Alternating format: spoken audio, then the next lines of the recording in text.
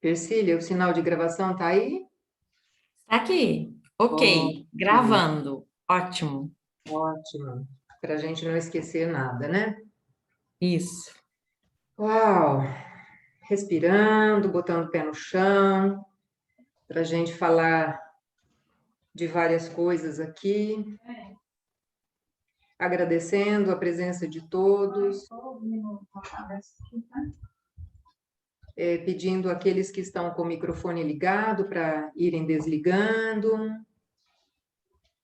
Nós estávamos conversando, né? Então agora todo mundo desligando os microfones. Ok.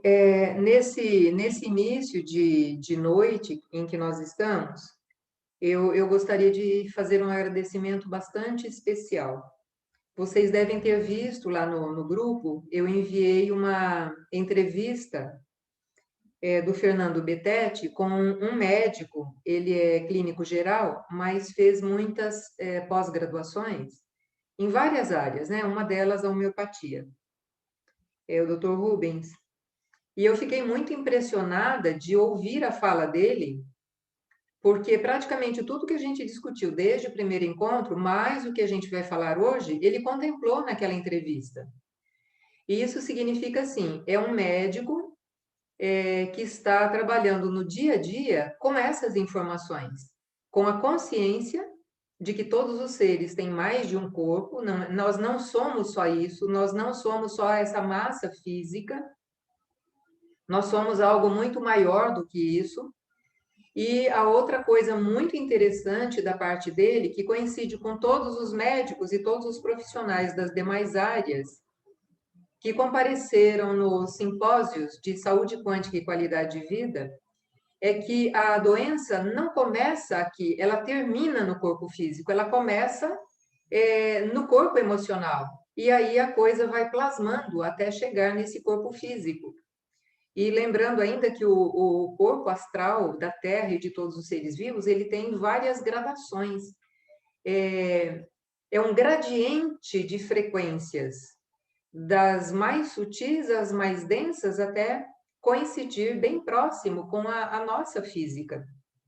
Então, assim, eu gostaria realmente de agradecer ao Fernando, que tem trazido vários médicos nos encontros dele, e repetir uma frase que ele falou naquele dia. Ele agradeceu o YouTube e a gente agradece. Faz muitos anos que eu agradeço na frente dos meus alunos todas as pessoas que trabalharam incessantemente durante esses últimos anos, fazendo com que essa tecnologia pudesse chegar até nós. E chegou exatamente no momento em que nós precisávamos, para não nos sentirmos isolados, para não acabarmos de perder o rumo de casa.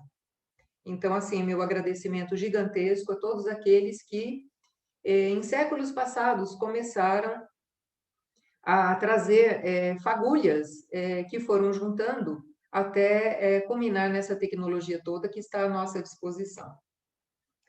E hoje nós vamos falar de algo que todo o pessoal da constelação acha que os biólogos conhecem. E os biólogos falam, oi? Onde que está essa informação?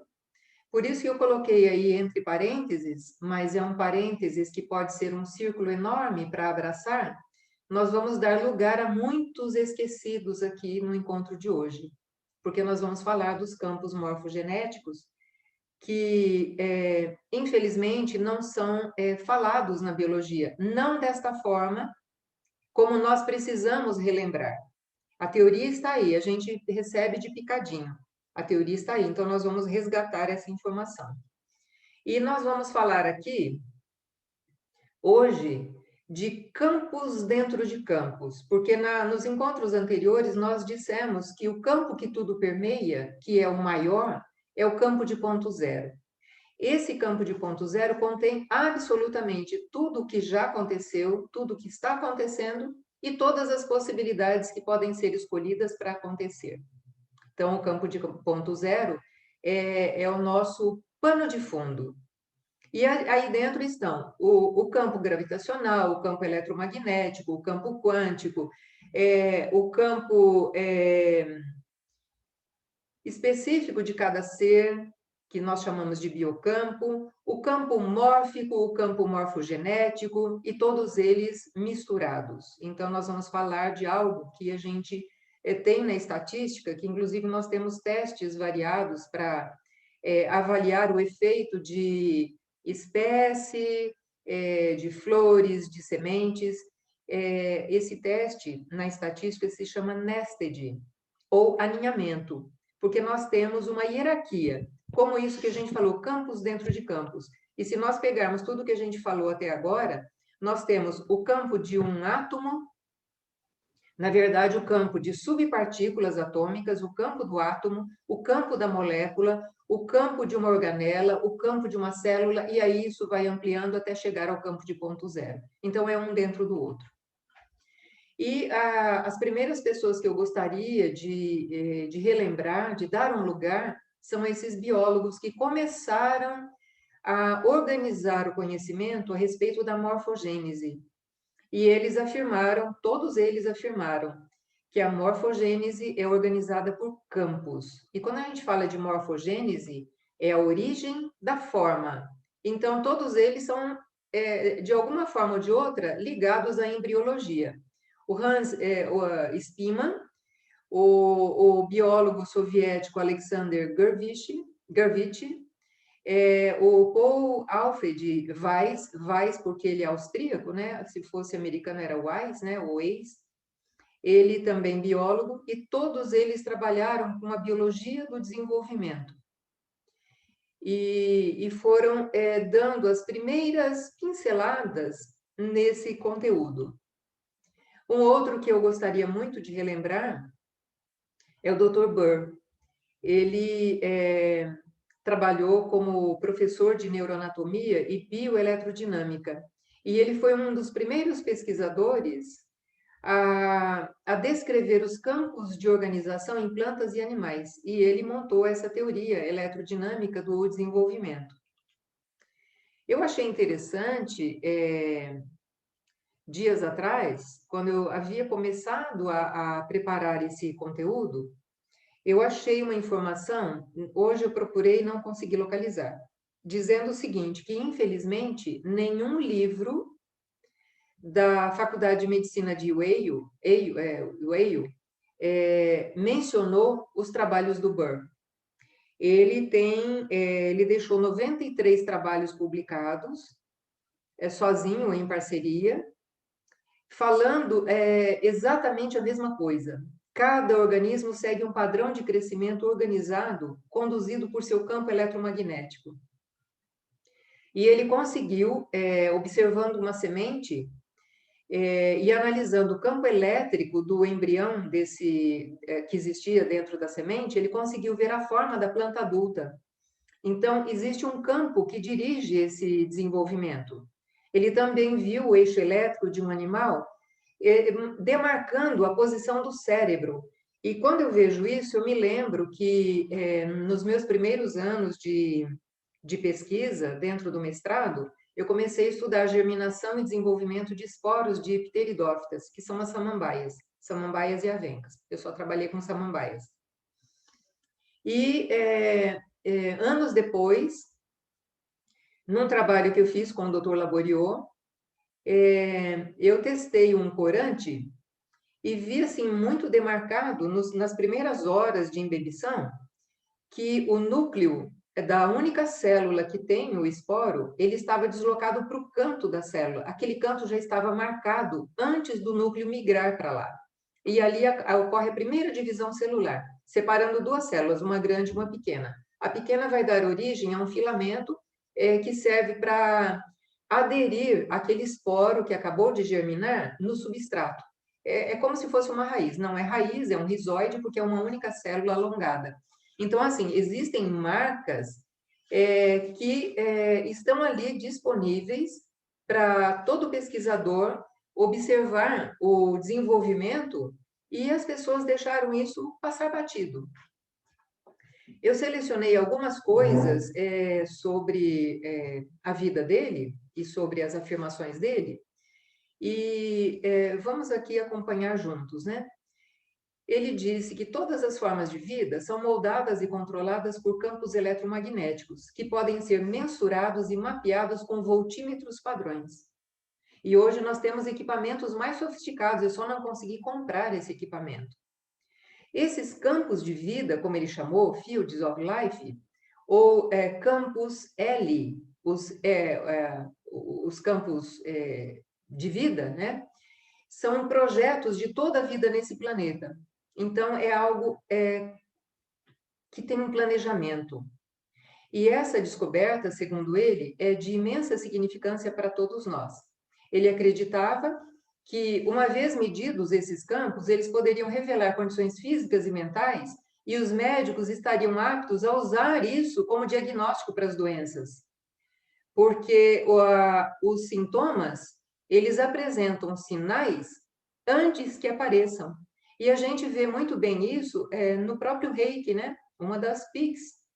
Porque muitas vezes a terapeuta que nos atende, ela detecta coisas que ainda não aconteceram.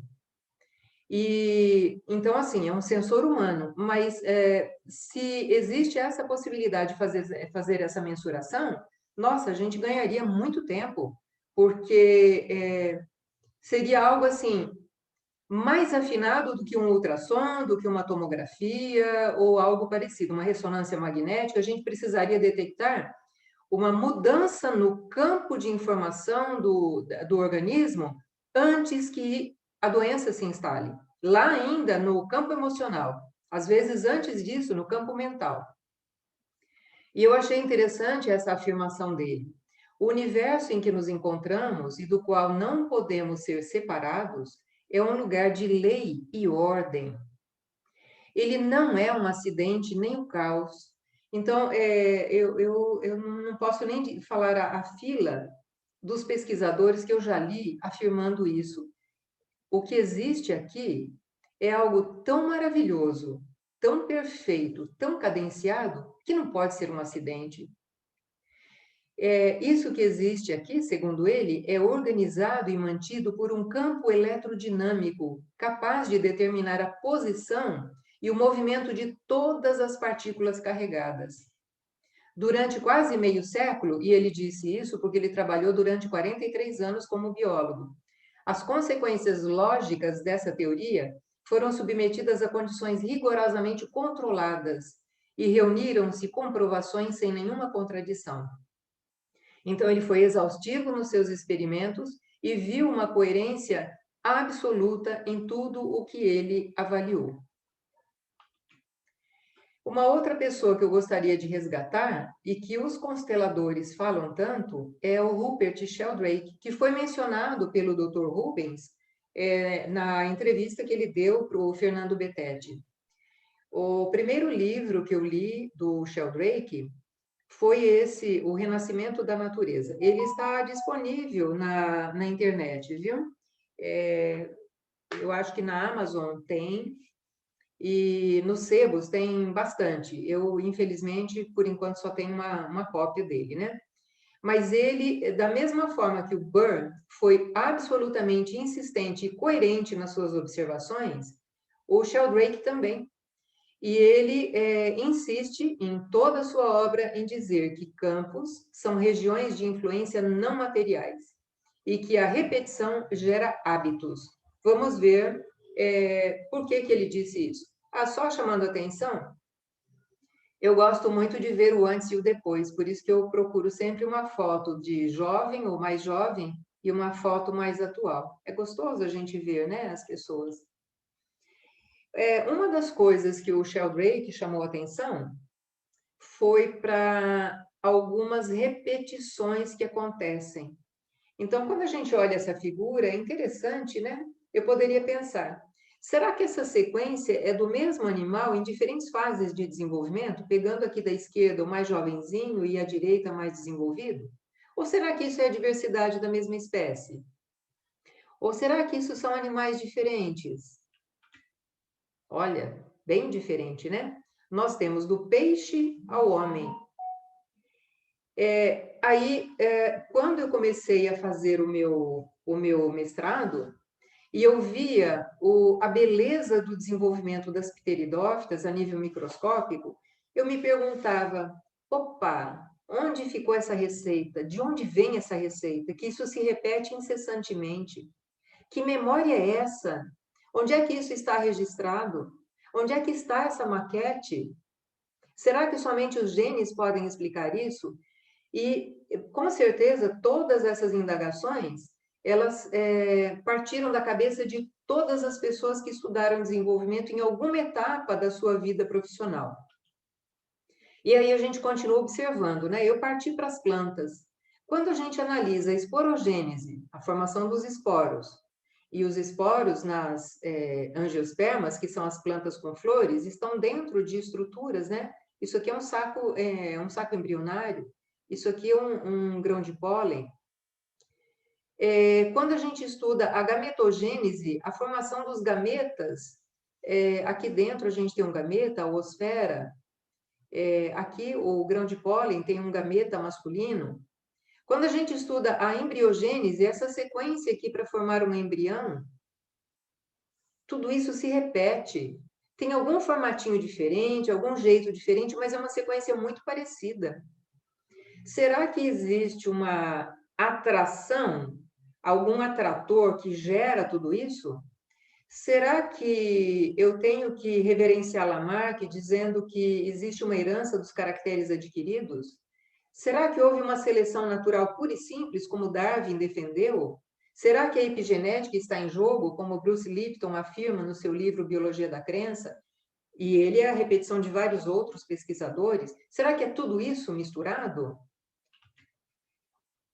Quando a gente olha esse desenvolvimento, tanto animal quanto vegetal, fica relativamente fácil, né? Porque a gente fala assim, como é que isso funciona? A genética explica. Houve aí uma seleção ao longo de milhares de anos e resultou nisso que a gente tem hoje. Aí, quando eu olho o trabalho das moléculas, eu falo, uau, e isso? Eu vou ampliar um pouquinho. Durante muito tempo, eu trabalhei na agronomia, ministrando aulas de fisiologia vegetal. E o que mais me encantou de tudo aquilo, eu trabalhei com sementes no laboratório, mas o que mais me encantava era o processo de fotossíntese, e me encanta até hoje, né? Nós temos aqui, olha, um pedacinho de uma folha com inúmeros pontinhos verdes, que são os cloroplastos. Se eu ampliar, dentro dos cloroplastos existem pacotes, parecendo pacotinho de moeda. Isso daqui, cada pacotinho desse, se você abrir, é isso aqui, olha. É uma camada bilipídica, como toda membrana plasmática, como toda membrana de organela. Aqui o cloroplasto tem duas membranas e de vez em quando aparecem proteínas. A proteína é que gera a função para essa membrana, porque os lipídios geram a estrutura, é o pacote que segura. E as proteínas é que definem o que vai ser feito aí dentro dessa organela. E olha que beleza, são pacotes gigantescos de proteínas, nesse caso aqui rodeadas por pigmentos, aqui está o fotossistema 2, aqui está o fotossistema 1, que tem pigmentos e proteínas, e o resto, tudo isso daqui é proteína. E tudo arranjadinho de maneira perfeita. Esse lado aqui, ó, ele fica dentro da bolsinha, dentro desse pacotinho. E esse lado mais claro aqui fica dentro desse líquido, é um líquido viscoso que tem muitas enzimas aqui. E o pH disso é ajustado perfeitamente. Aqui, o pH tem que ser alto, porque senão as enzimas não trabalham, as enzimas que estão aí. Aqui o pH tem que ser baixo, porque os prótons que estão aqui, eles precisam alimentar essa gigante proteína, é uma ATP sintase. Quando eu olho isso daqui, eu lembro assim que nos galpões, esses galpões aí de fábricas, tem é como se fosse um exaustor. Ele é movido ao ar quente, né? O ar quente sobe lá do galpão e gira aquela cabeça, né? Então, essa cabeça aqui, ela é a produtora de uma molécula altamente energética, que é o ATP. E esse pacote todo aqui produz o NADPH, que é uma substância com um altíssimo poder redutor. Isso aqui é que vai possibilitar a conversão do gás carbônico em açúcares. Agora, por que eu estou falando de tudo isso? Gente, como é que isso se ajustou perfeitamente? Porque, olha, a luz bate nessas proteínas aqui que estão rodeadas por pigmentos e o fóton excita todo esse pacote. Então, por ressonância, a gente vai falar de ressonância mórfica, né? Por ressonância, uma molécula atrita com a outra, e eu fico imaginando, né? Vamos supor que a gente pegue aí 100 molequinhos, todo mundo abraçado. Um deles enfia o dedinho na tomada, todos eles estão abraçados, eles estão tremendo lá, até que o último recebe toda aquela energia e salta para fora. Então, o salto do elétron, a corrida eletrônica, faz tudo isso daqui girar. Então, assim, o molequinho lança a bola, o outro pega a bola, tira a bola, até chegar aqui e produzir um NADPH. Então, assim, isso aqui é maravilhoso. Quem fez tudo isso daqui, gente? Olha, por acaso isso não foi feito? A cabeça dessa molécula, ela abre e fecha toda hora para produzir o ATP. Na verdade, os bioquímicos nem sabem muito bem o que acontece dentro desses sítios de ligação. Sabe-se que entra o ADP e o fósforo inorgânico e gera o ATP. E isso, gente, são 500 mil cloroplastos por milímetro quadrado de superfície foliar e cerca de 40 a 50 cloroplastos por célula.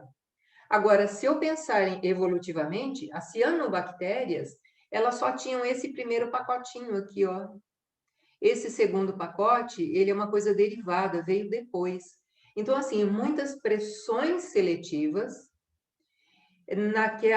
naqueles atratores todos que gerenciam aqui o planeta, a distância do sistema solar em relação ao centro da galáxia, a distância da Terra em relação ao Sol, todos os astros que estão em volta da Terra, determinando o campo gravitacional, o campo eletromagnético, tudo isso para gerar essas coisas maravilhosas que a gente tem aí. E aí eu me lembro de uma coisa. Quando o nosso curso de ecologia, ou de pós-graduação em ecologia, recursos, agora um nome grande? Opa! Ecologia e recursos naturais, Marli? É isso! Não, mas é um nome maior ainda, Aline. Ecologia e Uau! conservação de recursos naturais. Isso! Em 2000, tanto o programa de ecologia quanto o programa de agronomia estavam sendo fundados. E aí, numa das primeiras palestras, numa das primeiras reuniões em que a CAPES fez a visita, eles visitam o local para ver se realmente aquilo que a gente escreveu no projeto é verídico, né? Como é que estão os laboratórios, como é que está toda a infraestrutura, os professores. Veio um pesquisador que naquela época fazia parte desse comitê da CAPES, o Dr. Rogério Parentoni, e ele é da UFMG.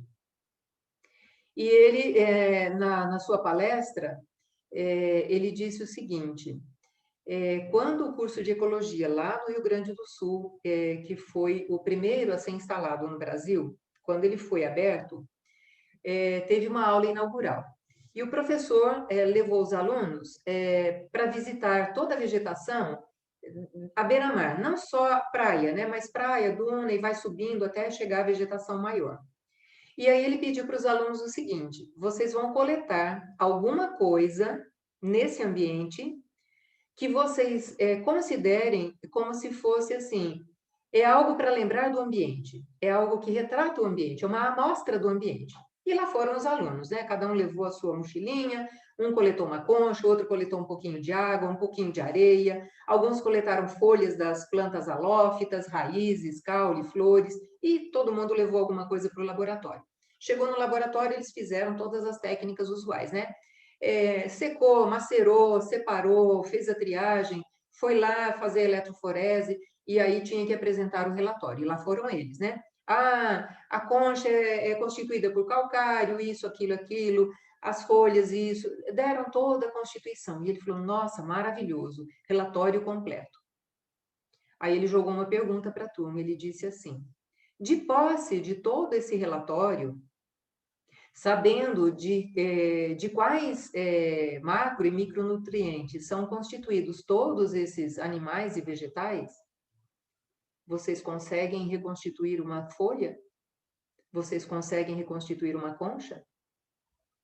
E aí os alunos pararam, né? Porque é assim, né? Essa constituição toda não nos compete. Nós não conseguimos fazer isso. Esse é o recado. E quando a gente olha para cá, olha, molécula inorgânica, água. Nitrogênio. Nitrogênio tem 3 fortes ligações covalentes aí, que só a bactéria poderosa consegue romper. Fixação do nitrogênio. As plantas não conseguem fazer isso, elas precisam da ajuda de bactérias. Olha aí o metano, a alanina, olha aí o DNA. Como é que tudo isso se arranjou, gente? Com toda essa sequência que sempre se repete. Onde é que está essa receita? Onde é que está esse cozinheiro que faz sempre a mesma coisa? Com criatividade, mas ele consegue repetir. Pensando em tudo isso, porque é o pacote que tem na nossa cabeça, esses pesquisadores que nós estamos resgatando, né, porque a biologia esquece de falar deles, né, esses embriologistas, eles foram buscar em algum lugar algo que fazia a mesma coisa. E eles conseguiram encontrar uma semelhança com os campos magnéticos. Quando a gente viu lá as linhas de força que o Faraday descobriu, se eu pegar um ímã e cortar em pedacinhos miúdos, colocar a minha folhinha de papel em cima e jogar limalha de ferro sobre aquele papel, as linhas de força vão ser exatamente as mesmas que um ímã inteiro. E quando eu pego uma planária, que é esse bichinho que tem aí no lado inferior direito da tela, eu picoteio a planária e cada pedacinho regenera um animal inteiro. Existe um campo que direciona isso, da mesma forma que tem as linhas de força, um campo magnético que dirige a organização daquela limalha de ferro. Então, os campos magnéticos foram a base para se pensar em campos morfogenéticos. Então, um pesquisador procura, quando ele descobre algo novo, ele procura, antes dele, quem viu alguma coisa similar. E foi isso, né? Os embriologistas procuraram e encontraram lá na física os campos magnéticos, dando alguma semelhança. Animais de fácil regeneração são similares em comportamento aos ímãs, porque conservam suas propriedades. Então, nós podemos dizer que os campos morfogenéticos atraem os sistemas, pode ser o sistema unicelular até o macro, então eles atraem esses sistemas em desenvolvimento em direção aos seus fins, a sua morfologia final, a sua representação. E essa informação está dentro dele próprio, dentro do próprio fragmento. É essa que é a jogada. Existe um campo que dirige tudo isso. E se existe um campo que gerencia tudo isso, nós podemos pensar em bacias de atração, que quem fala sobre isso são os físicos. Nós podemos dizer que os campos morfogenéticos, eles podem ser modelados em função de atratores. E aí eu me lembro da capa lá do meu livro, né, Lila, porque quando a bailarina mexe a fita, ela gera formas, e quando ela abandona aquela fita, a forma desaparece. E aí eu me lembro, esse livro que tem embaixo, O Sistema Solar, do Arthur Powell, também a gente só encontra em sebo. Foi um dos melhores livros que eu li, e eu devo agradecer muito uma ex-aluna minha, a Vivete Apolinário. Algumas pessoas da época dela se lembram. A Vivete, quando eu comecei a questionar, né? Porque no México, quando eu estava lá no Congresso, em 1998, eu fiz uma pergunta para o Ari. O Ari, ele trabalha com fitossociologia e outras coisas relacionadas à ecologia. Hoje ele está na UFMG. Eu perguntei assim, nós perdemos o sono de madrugada? Eram 3 da manhã lá no México, mas 6 da manhã aqui no Brasil, e nós dois perambulando na rua. E eu falei assim, Ari, existe alguma confirmação científica de que existem mundos paralelos? Ele falou, claro. Leia a obra do Fritz Capra, é um físico. Eu falei, uau! Aí a Vivete, quando falava sobre essas coisas, ela dava risada, uma gargalhada linda. Ela falava assim, eu adoro ver seu olhão arregalado quando eu falo dessas coisas, medrosa, né? Sem saber o que significava tudo aquilo. Aí ela me recomendou a ler Universo Holográfico, eu li, e ela me mandou, ela já estava em Lavras, e ela falou assim, professora, eu estou te mandando um livro, foi o melhor que eu li, e eu gostaria que você lesse. Nossa, eu demorei 1 ano e meio para ler o Sistema Solar. Eu fazia igual o bicho preguiça. O bicho preguiça diz que sobe 2 metros e escorrega 1, né? E quando chega lá na pontinha da árvore, ele sobe os dois e agarra lá para não perder e não perder um, né? Tão preguiçoso que ele se agarra lá em cima. E eu fazia isso, eu lia meia página, no dia seguinte eu voltava 2, 3. Aí eu conseguia ler mais 2 parágrafos e ficava esse vai e vem. E Arthur Powell diz o seguinte: a vida floresce onde o Logos coloca o seu olhar. Então, assim, enquanto esse atrator estiver funcionando, toda a vida que ele gerou permanece. Quando o atrator desaparece, toda a forma que ele gerou também desaparece. E eu acho que essa vida que a gente está vivendo agora, né, de 2020 até agora, nos mostra a nossa grande perecibilidade. É só o Criador parar de girar essa fita que tudo isso desaparece. E onde é que vai o nosso ego, né? Estou repetindo o que eu falei a semana passada. Mas, enfim, o atrator é um ponto ou um conjunto de pontos no espaço de fase para o qual um sistema tende a ir à medida que evolui. Então, não tem jeito de evoluir diferente desde que esses atratores estejam aqui funcionando. E eu achei na Super Interessante, de 88, uma reportagem falando sobre o mistério do grande atrator.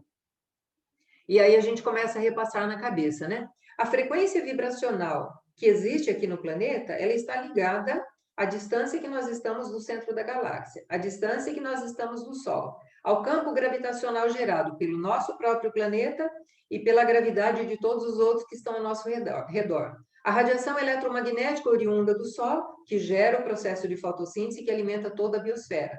Isso determina todas as condições climáticas e pressões seletivas. Onde está o nosso livre-arbítrio? Igual um leão dentro de uma jaula. A gente pode se mexer desde que seja dentro desse panorama. É isso aí que temos para hoje. E tivemos, né? De ontem para hoje, não sei para amanhã, o que é que muda, né? E quando a gente olha para isso, falando dos atratores, a gente tem que se lembrar de pessoas que já passaram fora da biologia. Por exemplo, o Kepler, ele dizia que onde há matéria, há geometria. E ele ouvia a música das esferas. Se vocês entrarem hoje no site da NASA, tem o som de cada planeta. De vez em quando a gente até assusta, fala, uau, o que é isso, né? E se vocês lerem o livro A Dança do Universo, do Marcelo Gleiser, vocês vão ver que coisa maravilhosa. Ele conta a vida de quase todos esses pesquisadores que trouxeram o conhecimento da forma que nós temos hoje. E quando a gente olha para isso, essa afirmação do Kepler, a gente se lembra da geometria sagrada. E quem começou a trabalhar com isso foi um físico, ele era físico e músico alemão. Ele usou o arco do violino em cima de uma placa de metal com areia fininha. E ele percebeu que quanto maior a frequência que ele tocava esse arco do violino nessa placa, ele gerava formas cada vez mais complexas. Então, gente, isso que eu falei, olha, a frequência vibracional do planeta, associada a todos esses itens que fazem parte da atração geral que tem nesse planeta, é que gera essas formas cada vez mais complexas. E se vocês tiverem curiosidade, vocês podem repetir esse experimento, né? É só ligar aí uma placa nesse aparelho que gera frequências e você gera essas lindas formas. Interessante isso, né? Porque quando a gente olha isso, nós pegamos aqui, olha, nós temos figuras da geometria sagrada, nós temos formas de galáxias muito parecidas, e nós temos o desenvolvimento embrionário de um animal humano, por exemplo. Então, nós temos aqui o zigoto, uma única célula, é o tal. Um círculo com um ponto, uma consciência. A primeira divisão celular que gera 2 células é a vésica Piscis, 2 células. Depois nós temos o tetraedro, um dos sólidos platônicos, que, aliás, o Biofal trabalha com essa questão dos sólidos platônicos. Com 8 células, nós temos o ovo da vida. Agora, eu pergunto aí aos médicos, né? Será que isso é fato mesmo? Porque a gente lê essas informações. Eu li, por exemplo, no livro do Drúnvalo Melquisedeque, O Antigo Segredo da Flor da Vida. São 2 volumes. E ele diz o seguinte: esse ovo da vida que tem 8 células, essas células nunca são renovadas. Nós nascemos com elas e com elas morreremos. Elas são imortais. E onde é que elas estão? Elas estão no centro geométrico do corpo humano, um pouquinho acima do períneo. Então, nós temos aqui 2 dedos abaixo do umbigo. Esse ponto, se você conversar com o pessoal do Tai Chi, do Qigong, todo esse pessoal da linha oriental, pessoal do Reiki, esse é o Tanden, ou Dantien, que é o chinês que pronuncia assim, ou para nós o Hara, ou para o japonês o Hara. Será que é aí mesmo que tem essas 8 células que nunca se renovam? Bem, fica aí o questionamento, né? Em seguida, nós temos a mórula. A mórula tem o formato da flor da vida. A mórula acontece no 4º dia após a fecundação. E ela chega a ter 32 células. E aí, hoje de manhã eu estava olhando e falei, nossa, a mórula está tocando trombetas para sair da trompa, para entrar no útero gloriosamente, né? E ali se instalar e desenvolver o embrião. Se der tempo, a gente projeta um videozinho que eu tenho sobre isso, muito lindo. O Sheldrake, que falou dessa geração de hábito, né? Da morfogênese, e que os consteladores ficam agarrados a essa ideia, do mesmo jeito que os embriologistas se agarraram ao campo magnético. Um pegando o bonde no outro, porque você precisa ter alguma coisa que explica aquela sua ideia, porque senão vai ficar no vazio, né? O Sheldrake, ele comenta sobre a causação formativa, o que gera a memória. E ele diz assim, os campos de cada organismo vivo evoluem a partir dos organismos que os antecederam. E aí os consteladores já estão pegando o bonde. A partir de uma memória coletiva que evolui com todos eles. Então, se eu pegar a literatura toda que fala sobre a evolução do universo, vários autores dizem a mesma coisa. A vida que está implantada na Terra é a repetição da vida que já ocorreu em outros planetas. A história se repete a nível de cosmos e a nível local. E quanto maior for a frequência com que um padrão de desenvolvimento se repete, tanto maior será a possibilidade de que ele venha a se repetir novamente, por ressonância mórfica. Isso gera memória. Os campos mórficos, tão falados na constelação, constituem os meios pelos quais os hábitos de cada espécie são formados, mantidos e herdados. Eles são campos organizadores com informação e memória que é repassada por ressonância. E aí eu vou localizar vocês de novo, ou vou me localizar de novo. O campo mórfico é um campo genérico que serve para explicar a repetição da forma. Então, dentro dos campos mórficos estão os campos morfogenéticos. Mas também estão os campos de comportamento. Quem trabalha com animais é uma coisa maravilhosa.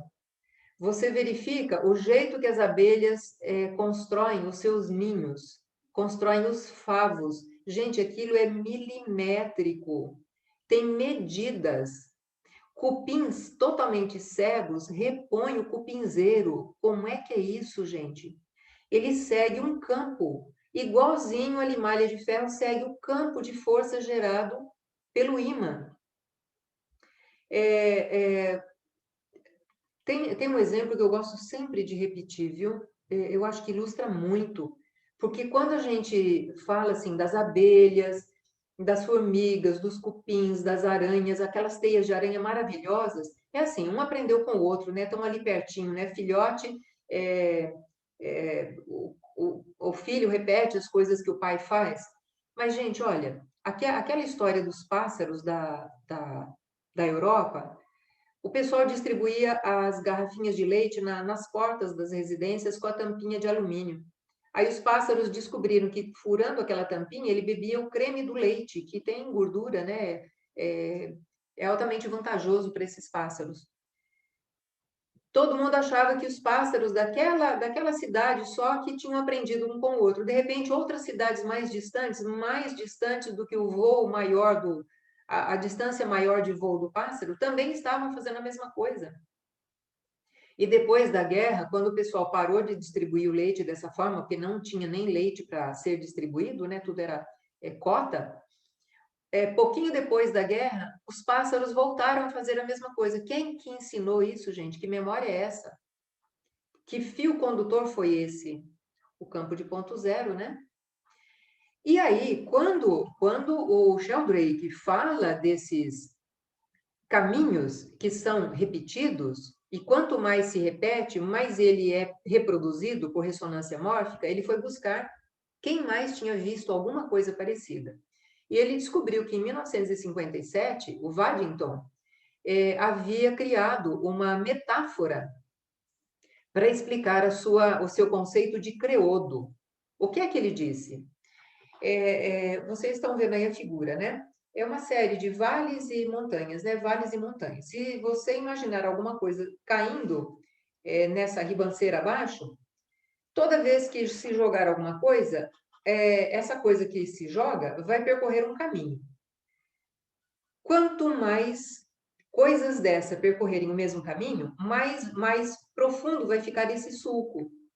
Então, toda vez que uma bolinha for jogada lá de cima, ela vai tender a percorrer o lugar que tem o sulco mais marcado.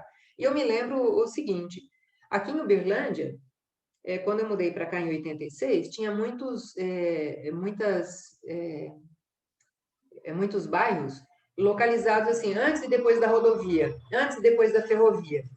Inclusive, a gente perdeu pessoas assim conhecidas atravessando a rodovia, né? Um dos técnicos do início da agronomia aqui em Uberlândia faleceu dessa forma. E aí, quando eu vi aquilo, eu falava, nossa, gente, é interessante o que o ser humano faz, né? Tem as trilhas marcadinhas, né? Marcadinha a trilha. O prefeito esperto, ele vai construir uma passarela exatamente ali. E aqui em Uberlândia aconteceu isso. E tem locais em que o prefeito, quando vai montar uma praça, ele põe grama naquela quadra todinha, uma quadra, 2 quadras, e deixa as pessoas circularem. Quando o caminho está bem marcado, aí ele faz as passarelas, né? Então, aqui vai ser a igreja, aqui vai ser o banco, aqui vai ser um jardinzinho, aqui vai ter uma árvore, e aqui vai ter a trilha onde as pessoas percorrem. Essa é a ideia do creodo. Essa é a ideia da ressonância mórfica. Quanto mais um caminho é percorrido, mais vezes ele será percorrido. E essa memória fica.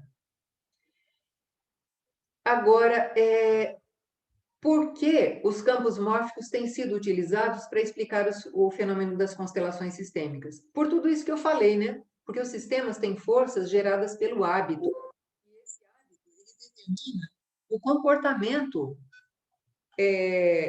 dos membros da família. E a gente, em constelações, dá um nome a isso de lealdade sistêmica. E ela é mantida por essa memória. Então, às vezes, uma criança nasce e ela tem hábitos de um bisavô que ela nem conheceu. E aí os membros mais velhos da família falam, nossa, parece que eu estou vendo aqui o bisa. O que é isso, né? E essa que é a vantagem do Sheldrake de gerar esse tema, campos mórficos, né? Porque não é só a morfogênese, não é só a morfologia que é herdada, mas o comportamento. Eu acabei de falar do comportamento animal, né? Mas os nossos comportamentos. E ele falou não só dos nossos comportamentos, mas ele falou de campos de lugares. Então, a gente está vendo essa parafernália, né, gente? Jerusalém, aquilo lá não para. O lugar que teve guerra sempre terá guerra. Um lugar que tem assassinato sempre vai ter assassinato. Eu moro aqui perto de um lugar, hoje tem um viaduto, né? Isso aqui se chamava Trevo da Morte. Muitas mortes no mesmo lugar. A coisa atrai. É um campo que ali é gerado. Da mesma forma que a gente tem Fátima, Lourdes, que atrai milhares de pessoas, onde ocorrem muitos milagres. Então, disso que o Sheldrake falou, ele ampliou não só o campo morfogenético, mas os campos mórficos que incluem tudo isso, né? E eu vou aqui, assim, pedir desculpas. Quando a Deise me convidou para fazer o curso de constelações, eu falei assim, nossa, Deise, mas o que é que eu, como uma pessoa que fez biologia, tem a ver com constelação? Não tem nada a ver. Não, é por causa dos campos morfogenéticos. E aí, quando nós tivemos o primeiro módulo com a professora Gláucia Paiva, ela veio toda empolgada, falando dos campos morfogenéticos, né? Porque todo constelador fala de peito cheio, né? E o biólogo não fala nada disso, né? Eu balancei a cabeça. Gente, não tem coisa pior do que na plateia, você, como palestrante, olhar para alguém e a pessoa balançar a cabeça num não. É horroroso isso. E eu aqui, meia culpa, né? Eu sinto muito, Gláucia, porque foi horrível o que eu fiz. E eu sinto muito meus alunos, porque eu não contei essas coisas para vocês, né? E está tudo aí para a gente. Então, na verdade, é assim, o pessoal das constelações pegou assim o fio da meada, né? Os campos mórficos explicam essa ressonância mórfica que é gerada por uma memória construída por uma repetição continuada. Então, assim, foi o ponto de referência que eles encontraram para dar força para aquilo que eles estavam observando no trabalho do Bert Hellinger. E isso não é pecado, porque nós o tempo todo fazemos isso enquanto pesquisadores. Agora, a pergunta que eu deixo para hoje, mas será que esses campos mórficos explicam a abertura do campo nas constelações? Será que esses campos mórficos explicam o acesso que nós, enquanto representantes, temos às informações dos sistemas ali tratados? Eu vou deixar esse suspense, né? Para o próximo encontro. Eu vou interromper a minha apresentação para conversar com vocês. Nossa, hoje eu consegui cumprir em 7h20, 7h19, ó, faltou ainda um minutinho. Então, eu vou deixar em aberto para vocês, para a gente conversar.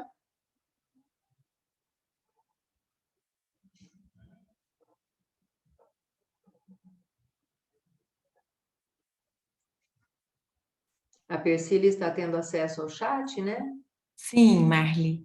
Tem um comentário aqui do senhor José Carlos. É o doutor José Carlos, da homeopatia. Isso. Ele fala assim, ó.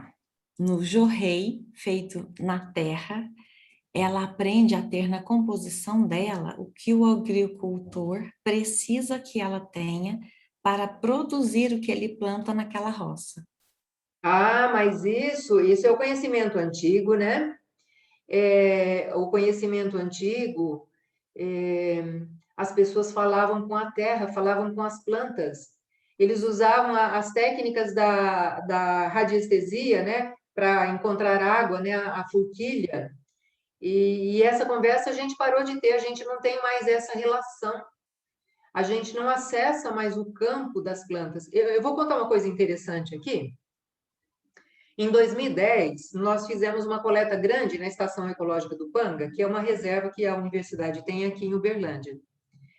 E, assim, um ano atipicamente seco, absurdamente seco. E, inclusive, uma das meninas desmaiou no campo, não tinha jeito. E nós levamos, assim, muita fruta. A gente levou uma melancia enorme, levamos abacaxi, todas as frutas bem suculentas, a gente levou e mais água. Todo mundo comia tudo aquilo, uma olhava para a outra e falava assim, você já fez xixi? Você já fez xixi? E a gente preocupada, porque ninguém conseguia fazer xixi. O que bebia de água, o que consumia de suco, aquilo era para reposição das células, né? Aí, uma das meninas, reikiana, também estava comigo, é a pesquisadora que estava comigo no projeto, e eu falei assim, eu vou ver o que essa planta está sentindo. Abracei uma árvore.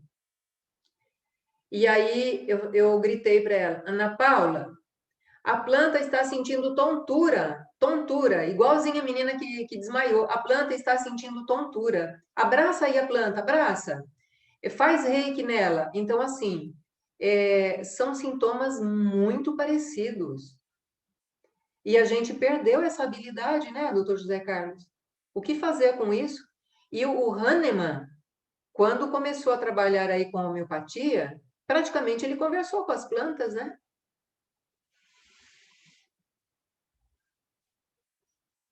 O senhor quer fazer alguma colocação? Seria legal para nós.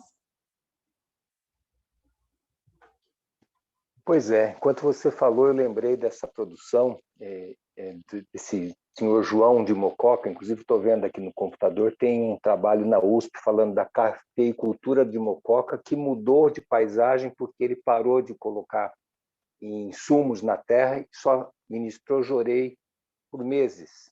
Aquilo virou uma floresta e o café nasceu no meio da floresta e é um café que não tem qualificação dentro dos padrões intelectuais de análise.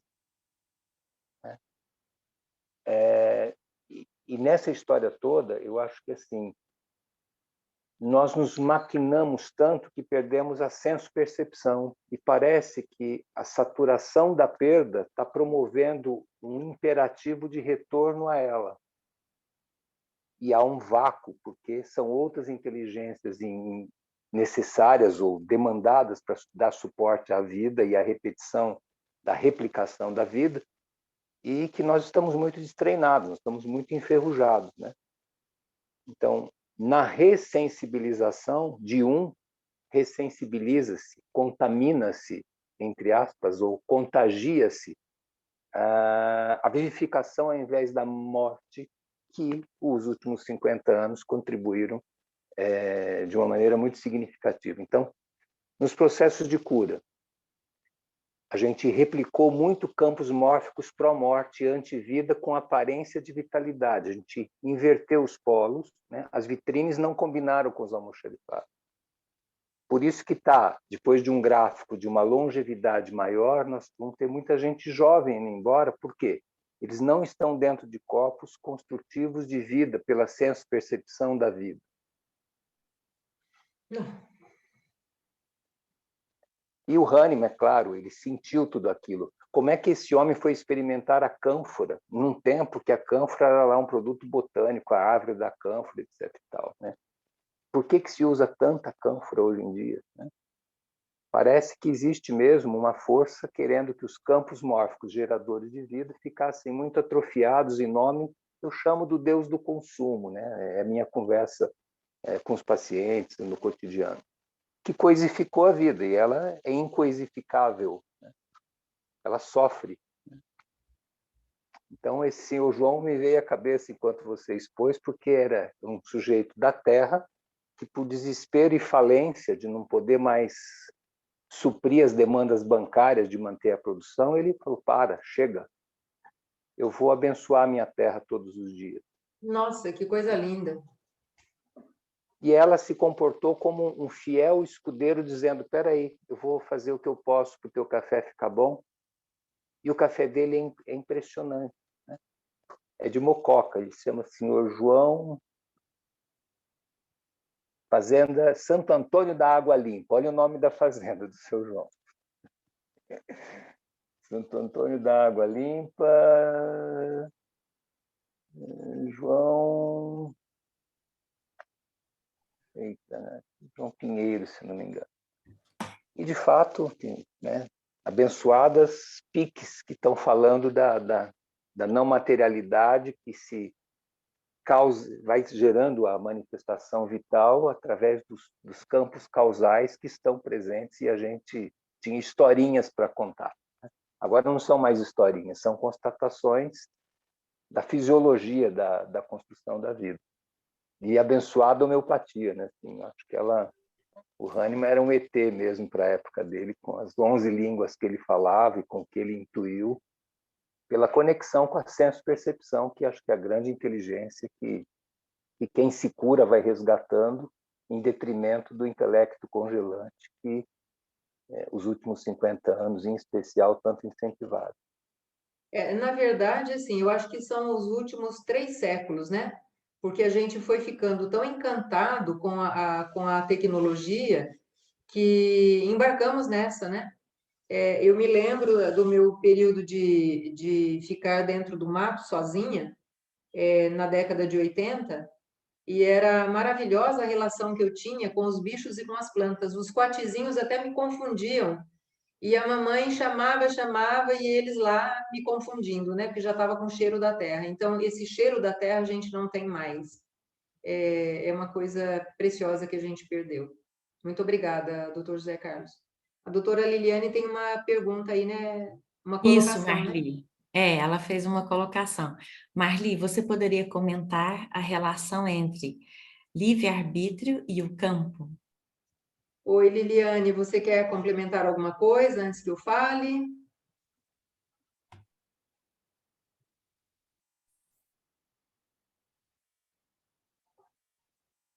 Seu microfone, o seu áudio, não?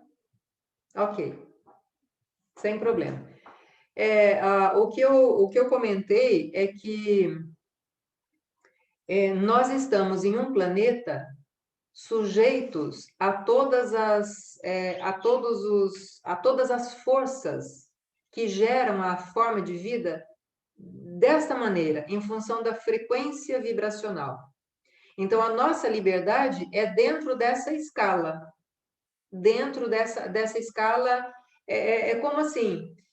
Nós temos a visão na banda da luz visível, a outra a gente não enxerga. Nós temos a liberdade dentro dessa banda de frequência vibracional. Nós não temos outro jeito de fazer. De um lado, é muito bom, né? Porque se eu estou dentro dessa frequência, todas as células que morrem diariamente e que são renovadas, elas são renovadas seguindo o mesmo padrão, senão eu ficaria igual uma quimera, né?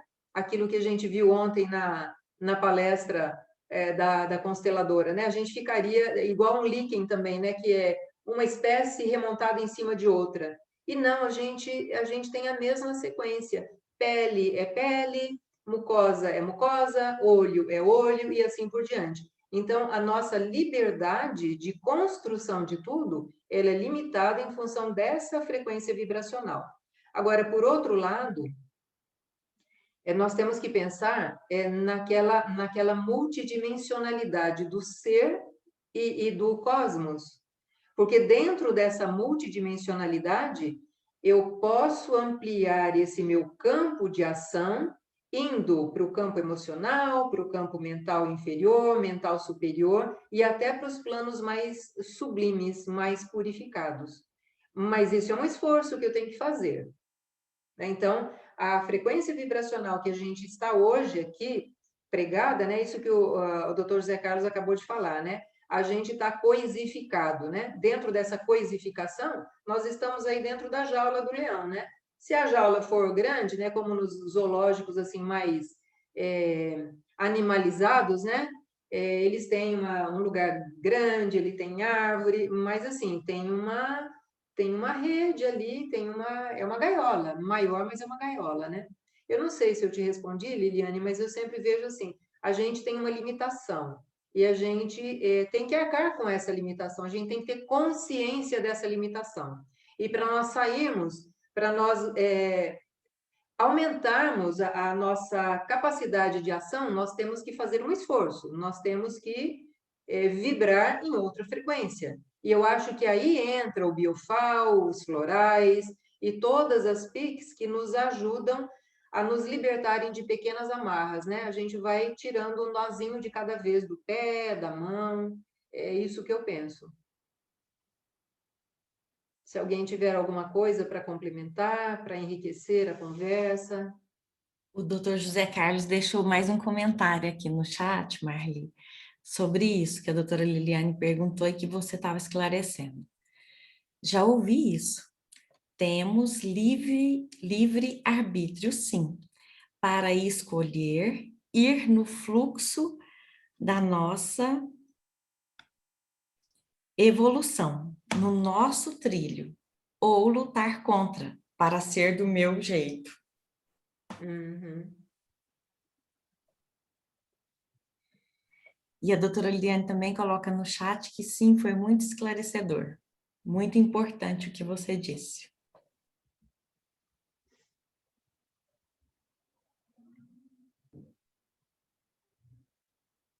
Aline, pensativa.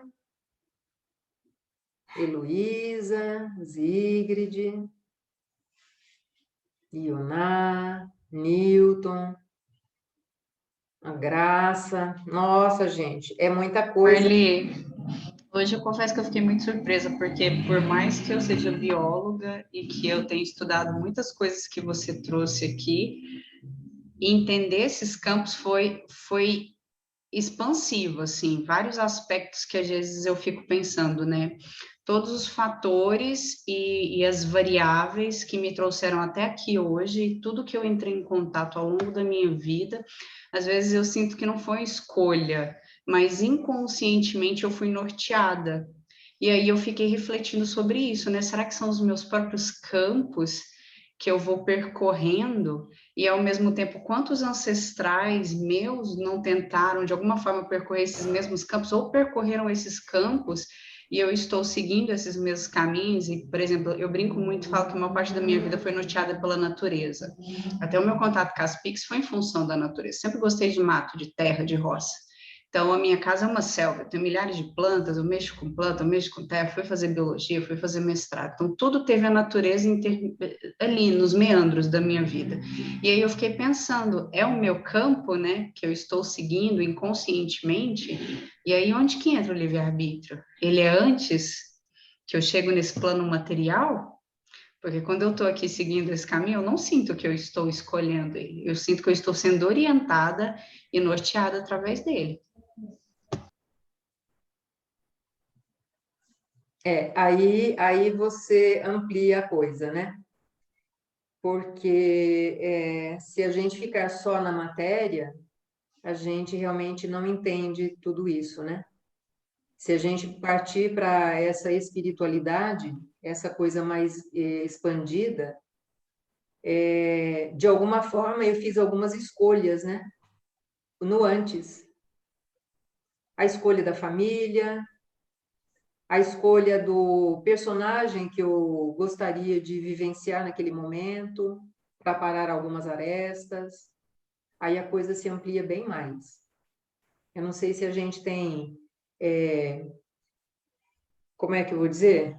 Se o campo gerado por esses encontros permite essa conversa, mas eu tenho certeza que a gente pode ampliar, porque eu estou vendo aqui, né? Eu fico contando, nossa, hoje é dia 11, nossa, ainda tem dia 18 e 25, nossa, mas só isso. Aí, de repente, quando eu vejo, nossa, mas já está 29 de junho terminando, e o que que nós vamos fazer depois, né? Quem sabe a gente possa ampliar a conversa, né? Para esse outro lado. Marli, é a Heloísa, posso falar, querida? Oh, claro. Muito obrigada, muito obrigada. E eu estou aqui, minha cabeça pegando fogo. E como eu sou embriologista, né, você sabe disso também. Aí eu fico pensando, eu sempre, quando eu uso aquela imagem que você usou, daqueles diferentes embriões, né, em que você vê que a fase embrionária de todos nós é exatamente idêntica. E depois a gente vai adquirindo as características. Aí eu estou aqui pensando, então talvez exista um campo, né, um campo em que determina, assim, não naquele olhar antigo da embriogênese e recapitular a filogênese, mas, entendeu? Entendi. A minha história, né, a história do peixe, a história da tartaruga, a história é determinada por um campo que nós seguimos os mesmos caminhos. Não sei se eu estou me fazendo entender. E então esse campo determinaria as características coletivas de todos nós. E a partir de alguma coisa eu vou para outro caminho, não sei. Embriologicamente eu estou dizendo. Uhum. Mas é isso aí. E você vai pensar muito mais coisas quando você mira esse olhar, né? Porque, assim, realmente, qual é o gatilho para as bifurcações, né? Um peixe, um réptil, Exato, exato. ser humano. Que sinal foi esse? Exato, exato. Para essa diversidade, né? Para essa diversidade, porque o nosso planeta tem uma diversidade riquíssima, tanto vegetal quanto animal. E assim, Que coisa mais maravilhosa que é isso? É a beleza da unidade nessa diversidade. O uno gera tudo isso. E nesse momento aqui eu estou chamando de campo de ponto zero. E isso pode ter o nome que você quiser, né?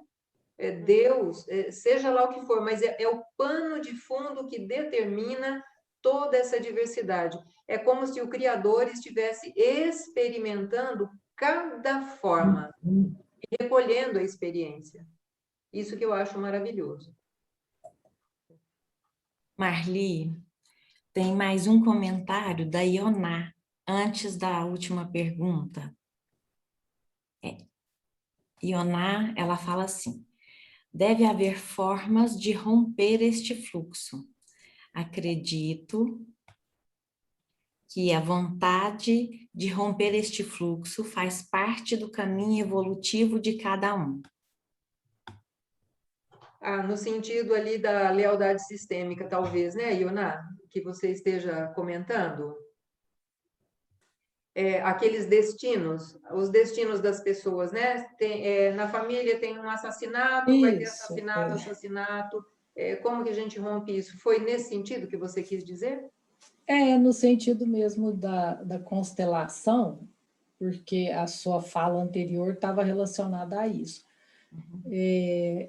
E no todo mesmo, evolutivo de cada um busca, eu penso que, por exemplo, eu não quis repetir padrões da minha família.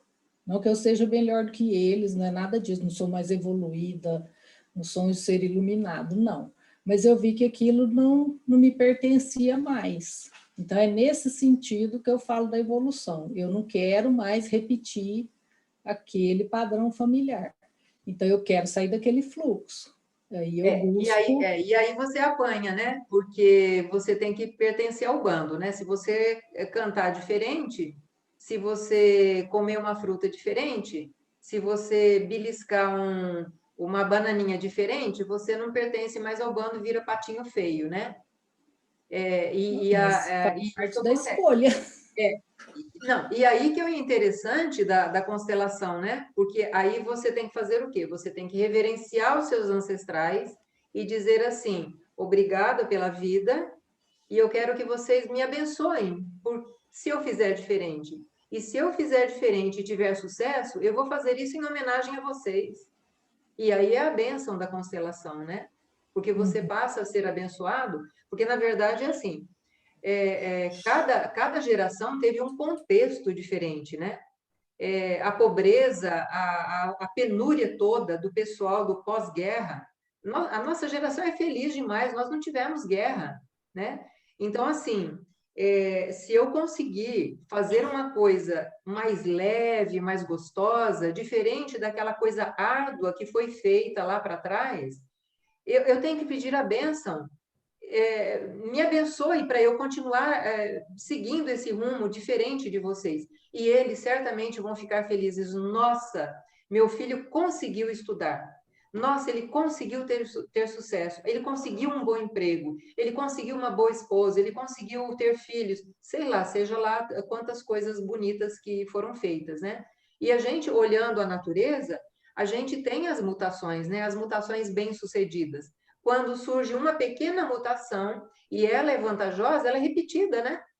Cria-se um novo campo. Cada mutação, cada comportamento diferente cria um novo campo. E se ele for repetido, ele vai gerar um campo cada vez maior. Essa que é a beleza, né? E nesse sentido, nós temos liberdade, porque eu acho que esse é o ponto comum com o Criador. Nós somos a imagem e semelhança de Deus na nossa criatividade, na nossa flexibilidade, no nosso poder de escolher dentre várias possibilidades qual que a gente quer vivenciar naquele momento. Tem até aí uma sequência, né, Liliane? O doutor, eu não sei se ele é médico, falei doutor, mas eu não sei, o Horácio Frazão, né? Falando no sentido assim de que você pode escolher um futuro melhor para você. Então, eu acho assim, o pulo do gato do pessoal das constelações está sendo exatamente esse, né? De você poder reverenciar o seu ancestral e pedir a bênção para ele e a permissão. Olha, eu vou fazer diferente, mas vai ser em sua homenagem. Eu sou uma amostra desse sistema, uma amostra que está melhor sucedida, porque as condições atuais estão me permitindo isso, coisa que não foi possível para o meu avô, para minha avó, para o meu bisavô e assim por diante, né? Olha, peço aos consteladores aí para me ajudarem se tiver alguma complementação. Marli, me permite um comentário? Eu estou ouvindo aqui até o comentário da Ioná, né, e também falando um pouco disso que você está falando. Gostei muito da sua explanação, né, que colocou toda essa relação com a memória, com o hábito. E aí eu sempre fico pensando assim, como profissional do desenvolvimento humano, né, eu também trabalho nesse desenvolvimento, né, psicológico, emocional. Eu fico sempre pensando assim, como que dá o salto? Como que a gente faz para transformar essa memória? E aí uma coisa que eu acho que é bem importante para a gente pensar quando a gente quer transmutar, transformar um hábito adquirido, é a habilidade de olhar de fora, que eu acho que todas as práticas antigas, todas as práticas de meditação, todo aquele princípio de poder silenciar e respirar, e todas as práticas começam com isso, né? É você respirar, é você olhar para você, é você ficar no agora. Então, essa habilidade de se descolar do que está acontecendo e olhar de fora é o que permite a gente dar o salto, é o que permite expandir a consciência, né? E isso, todas as práticas complementares, né, e colocando a meditação como uma referência aqui, elas nos ajudam a fazer isso, que é não ficar tão identificado ali, que quando a gente está vivendo algo emocionalmente, você enxerga e vive de quem está dentro da situação, e o olhar de quem está dentro é diferente de quem está olhando de fora. Então, se a gente consegue, estando dentro, olhar de fora, ali a gente tem um ganho de consciência, né? Então, acho que é isso que as terapias tentam fazer, é isso que a constelação tenta fazer, é isso que todas essas práticas estão tentando fazer, é te dar uma oportunidade de olhar para a sua vida de um outro ângulo, né? Olhar para ela de fora. E tudo começa com respiração e silêncio. Todas essas práticas falam disso a princípio, né? Então, eu acho que são esses os caminhos que nos ajudam, sabe? A sair da repetição, a sair da reprodução da memória. A ter um insight, né, Alisson? O insight, Sim. você sendo observador e silenciando, você tem um insight. E aí você realmente muda. Exato. Muda a chave. Vou falar mais sobre isso em junho. Eu estou só dando um gostinho Nossa também Senhora! aqui, que eu quero desenvolver essas ideias mais quando for minha vez, tá? Delícia. Obrigada, Alisson. E aí, Ioná, tudo bem? Você... Tudo ótimo, é isso mesmo. É porque tem muita gente para falar e se ficar... Então, eu escuto, falo um pouquinho e escuto. Mas foi isso mesmo, ótimo, obrigada. Marli, agora nós temos mais 9 comentários. Opa! Sim! As escolhas, a doutora Liliane traz, as escolhas, que é o livre-arbítrio, estão relacionadas às frequências que emanam do campo? Nossa, Liliane, que pergunta difícil, hein? Porque, na verdade, é uma interação, né? A sua vibração altera o campo, ou o campo te altera, né? E essa que é a responsabilidade que a gente tem. Acho que a gente comentou nas reuniões anteriores. Porque, lembrando só daquela coisa bem, bem famosa, né? O bater de asas da borboleta aqui gera um furacão do lado de lá. E esse é o tamanho da nossa responsabilidade, né? A gente interage o tempo todo. E eu me lembro de uma frase que, assim, como católica, apostólica, romana, aristotélica, tomista e tudo mais, eu ouvi a primeira vez com o pessoal da Rosa Cruz, da Lectorium Rosa Cruciano, que é a mais rígida, né? A maior que parece que é mais amorosa. O palestrante disse assim: o Criador cresce com as suas criaturas. E eu, nossa, Deus é inatingível, como é que ele cresce com as suas criaturas? Impossível, isso está tudo errado. Mas né? O campo de ponto zero, ele recebe informação o tempo todo de todos nós, E ele cresce com isso, e ele gera uma nova informação, porque aquele conjunto gera uma coisa nova, né? O tempo todo. Então, eu acho que essa que é a beleza que gera tudo isso, a interação. É verdade, Marli. Eu fiquei. Você está me ouvindo agora? Sim, Ah, tá. agora Eu aqui. fiquei pensando na colocação que a Aline fez, sabe, das escolhas que ela fez na vida, né? Será que foi o livre-arbítrio ou foi uma coisa que ela foi orientada mesmo, guiada? E eu acho que é resultado disso, né? Que você falou do campo, você falou tão belamente das frequências, né? De acordo com a vibração, existe uma frequência, existe uma forma. Eu fico pensando se não é isso que a gente materializa quando o Alisson fala que a gente saiu de dentro e olhou de fora, que a gente mudou a vibração, mudou a frequência desse campo e conseguiu olhar de um patamar diferente, sabe? Com certeza. Com certeza. Nossa, tudo isso é muito profundo, né? É muito profundo, muito complexo. E, nossa, essa noite vai ter, viu? A noite vai ser pequena. Obrigada, viu, Marli? A gente fica aqui processando, né? Uhum. Marli, agora dá. Alguém falando? Heloísa, posso assim fazer um comentário, né? Eu gosto de lembrar de um cientista, né? Vai imaginar qualquer coisa, tipo, quem descobriu a lâmpada, por exemplo, né? Se ele não duvida de alguma coisa, para ele poder ir além, né? Vai ficar sempre na mesma lâmpada. Então, o bacana é reconhecer o trabalho de quem já chegou até ali. E eu pego essa lâmpada e começo a ver o que poderia ser diferente para que ela se tornasse não melhor do que o outro, porque o outro ele teve a história até aqui. Mas o que eu pego dele e acrescento, né? Eu acho que aí está o nosso livre-arbítrio, com todo respeito e honra a quem fez o primeiro passo, né? Os passos anteriores. E eu vejo muito por aí. Esse exemplo favorece muito as pessoas no consultório, quando eu falo da liberdade poder ser um tanto diferente, né? Honrando, sendo grato a quem veio antes, mas podendo também acrescentar o seu jeito, na sua autonomia, no seu destino, no livre-arbítrio que a gente escolhe. Uhum. Obrigada, Heloísa. Né? Marli, agora da Ana Angélica. E quando pensamos na coevolução específica de um animal com uma planta? Nossa, Ana Angélica, aí o negócio amplia, porque eles têm que estar na mesma frequência, né? Porque senão não ajusta. É só a gente pensar aí, bactérias fixadoras de nitrogênio.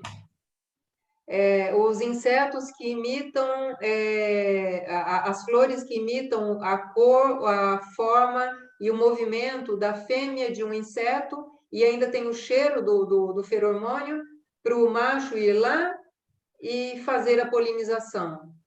Nossa, isso é frequência pura, né? É frequência pura. Isso que eu imaginei, né? Mas ficou a dúvida se como que seria a frequência do campo de ambos, né? Não precisa ser um animal, uma planta, mas pode ser qualquer dupla, né? Eu falei aí de animal e planta, mas porque foi o que estudei, né? Uhum. Mas é interessante mesmo pensar nessa complexidade, né? Dessa questão do campo. E a biologia, Ana Angélica, acho que nós somos abençoados, porque o que tem de exemplo lindo de interações é uma coisa maravilhosa. Se o ser humano conseguisse só olhar um pouquinho para a relação entre os animais, a relação a transpessoal seria muito diferente, porque existe assim um respeito absoluto por todas elas, né? O bicho ele só come quando ele tem fome. E tem as trocas de favores aí, né? ele vai lá, a abelha vai lá, pega o néctar, mas já levou na patinha o grão de pólen da outra. Então, assim, são interações maravilhosas e tudo com base em frequência. E eu fico torcendo para que a gente tenha logo às mãos os equipamentos para medir essas frequências. O pessoal que trabalha com florais, o pessoal que trabalha com homeopatia, nós que trabalhamos com animais e plantas, o que acontece aí com essas frequências?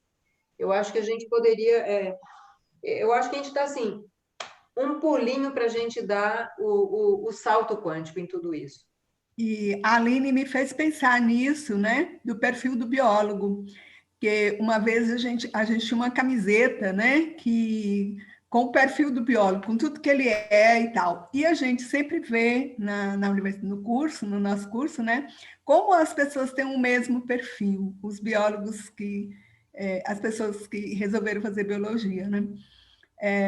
Me parece que não é um livre-arbítrio, não, viu? Pois é. Agrônomo tem todo jeitinho de agrônomo, médico tem todo jeitinho de médico, veterinário idem, né? Todas as profissões, né? Marli, Oi. Marli, eu estou aqui pensando. Oi, Maria. Tudo bom? Oi. Então, estou aqui pensando entre expansão da consciência e memória celular. Como pensar essa adequação? Como olhar para isso? Porque se a gente está preso naquela memória celular, em que momento a gente expande a nossa consciência para mudar o diapasão de energia? Sabe? Eu fiquei pensando isso aqui. Pois é, se você descobrir o botãozinho, você me conta onde tá, viu? Porque eu tô doidinha para achar, para sair apertando o botão de todo mundo na rua, porque a gente precisa alcançar a nossa crítica mínima, não é possível, gente. Precisamos, né? Então, que momento eu saio, eu me libero, eu me sinto livre o suficiente para dizer. Então, eu fiquei pensando no fractal, né? Se eu, partindo do grande Deus, do grande Pai, eu sou uma centelha que vim de lá, mudando um pouco da conversa para esse lado também, vim de lá, e sou um fractal dele, que eu sou uma centelha divina que veio para aqui aprender. Quando o meu fractal já viveu toda aquela experiência que está naquela memória celular, naquele momento, aí eu mudo meu diapasão? Pode ser, né? Pode ser, tudo é possível. Pode ser.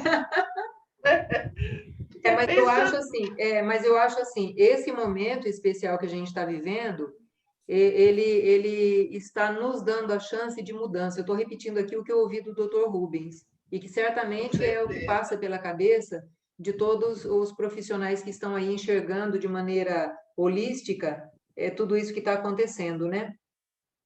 É um grande momento de mudança. Sim. É um grande momento de mudança. De tudo, de tudo. Absolutamente tudo. Exatamente. Se a gente não aproveitar esse portal, perdemos o bonde da história. Marli, agora, quando você estava comentando com a Ioná, sobre os campos das constelações e que você falou sobre o patinho feio, a Juliana tinha colocado um comentário aqui que vira a chamada ovelha negra da família. E é verdade, né? É verdade. A Terezinha agradece, foi uma excelente palestra. A Sigrid, ela fala sobre a gaivota de Fernão Capello. Tem que ir lá no alto, né, Sigrid, para observar. E ter coragem de saltar, né? Ter coragem de fazer o looping. Porque ele não aceitava a mesmice da vida do bando.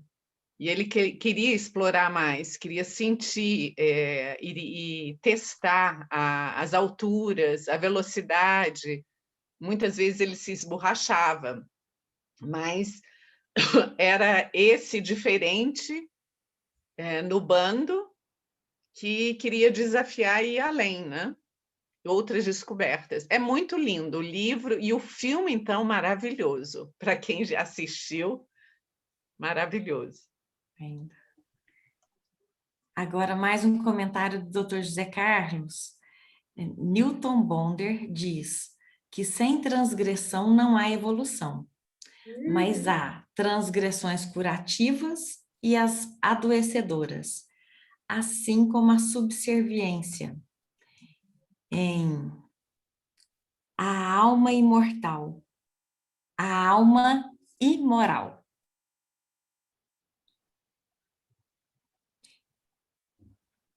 Deixa eu ver quem mais. Que a gente consiga fazer essas transgressões positivas. Curativas. E curativas. Isso. A Ive também faz um comentário. Todos os dias olho para os meus gatinhos aqui em casa e digo para o meu marido, que é biólogo, aliás, que fico maravilhada em pensar como diversos processos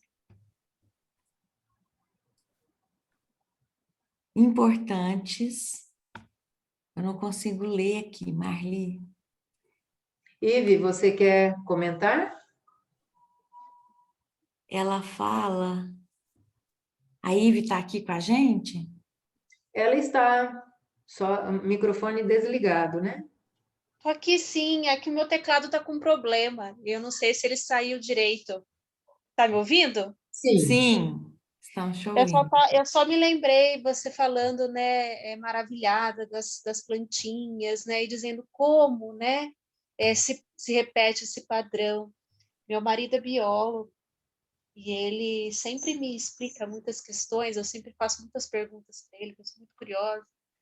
E eu acho incrível que mesmo tendo muitas explicações racionais, pertinentes, relevantes, todos os dias eu olho para os gatinhos e fico maravilhada, pensando como assim, uma infinidade de processos, funções, dinâmicas, conjunturas resultaram nessa criaturinha com esses olhos, com essas cores, que se move do jeito que eles se movem.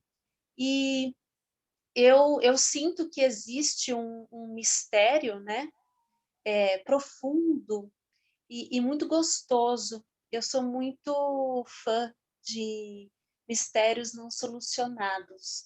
Eu acho uma delícia a gente mergulhar nos mistérios sem ter que ficar aguardando as respostas, né? Principalmente respostas definitivas.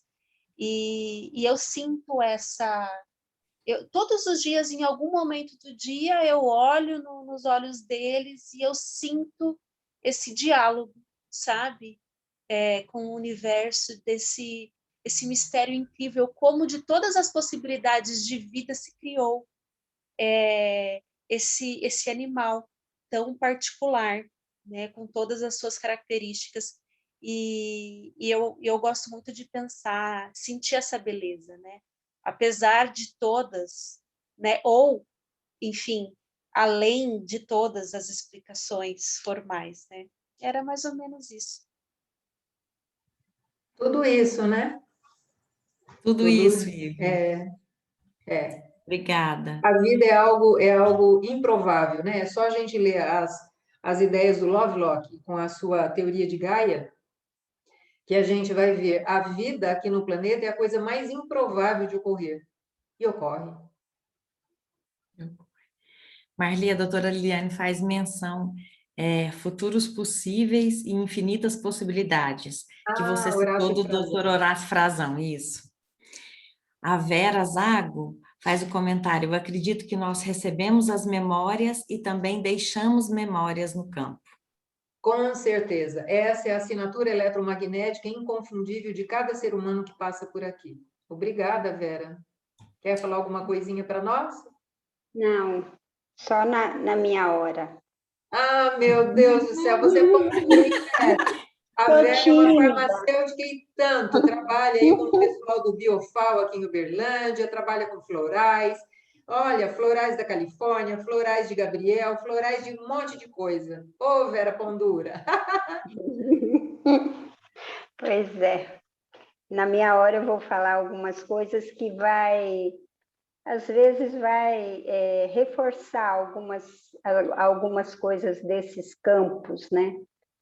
Vai também abrir alguma consciência desse mundo florido que nós temos, maravilhoso, desses outros campos de lidar diretamente com a saúde. Vocês, biólogos, lidam com a vida e a gente usa os campos para mudar a saúde integral das pessoas. Porque a nossa medicina antiga, ortodoxa, ela está num paredão imenso. E agora é a nossa hora, é o que você falou, Marli. É agora que é a nossa hora de fazer a virada da chave. Depois a gente fala mais. Eu lembro, você falou a virada da chave, eu me lembro assim, lá no laboratório de química, lá no início da graduação, a gente sempre fazia um experimento de titulação. Então, tem lá a coluna de titulação e aí a gente vai gotejando, gotinha por gotinha, do reagente até virar o pH. E a virada é assim, instantânea. É uma gotinha. É meia gota, às vezes, porque uma gota passa. E isso, Vera, às vezes é meia gota. A massa crítica mínima, né? Eu falo assim, nossa, se uma pessoa mudar, ela virou o pH, né? E assim, eu preciso mudar, porque vai que seja eu, né? Somos todos nós, mãe. Não, então, se cada um pensar, vai que seja eu, é melhor vai ser eu. A gente cria a massa crítica mais depressa, um pouco. Pois é. Verdade. Foi linda a sua palestra, muito obrigada. Obrigada, Vera. Marli, a Graça comenta aqui, gratidão, tudo complexo e instigante. Uau. A Ângela, gratidão, muitos conteúdos enriquecedores, vou me despedir agora. A Ana Angélica agradece. A Denise Bicudo, obrigada a todos por também enriquecerem este encontro, e em especial a Marli e Persília que nos proporcionaram esse maravilhoso campo. Obrigada, Denise. Mais um comentário, Juvenal.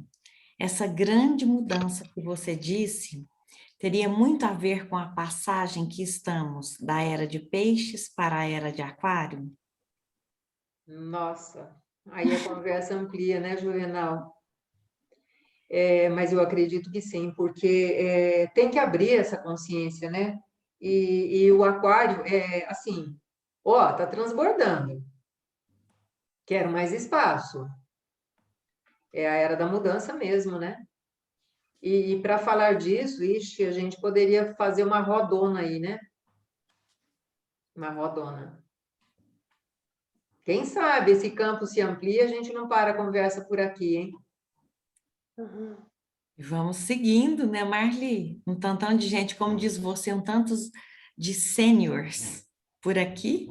Não, e assim, as nossas noites de terça, eu fico assim contando, sai de terça e falo, nossa, quando chega a outra, mas aí a ansiedade é tanta que quando chega na segunda, eu falo assim para o meu marido, eu queria que hoje fosse quarta, porque já teria acontecido.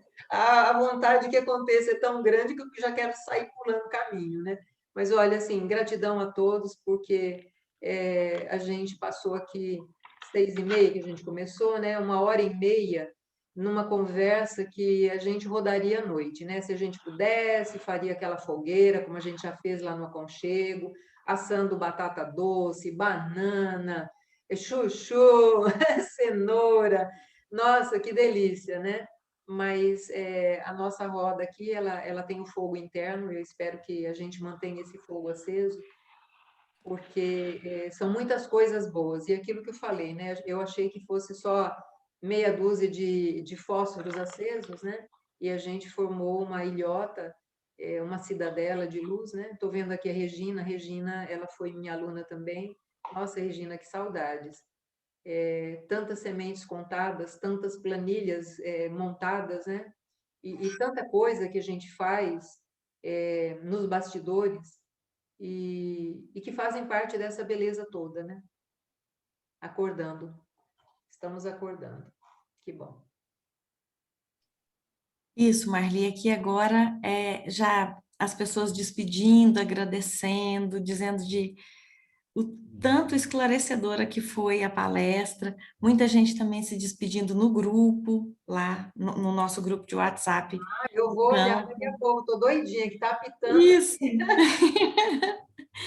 Agora eu acredito que não tem mais nenhuma pergunta, que foram só o boa noite e a despedida de cada um.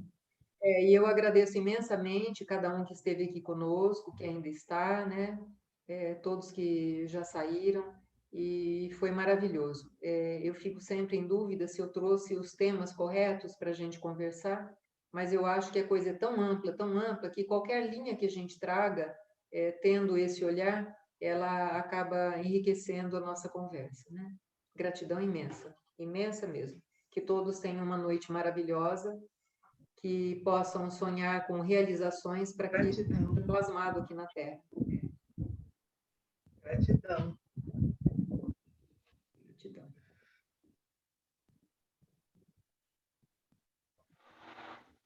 Boa noite.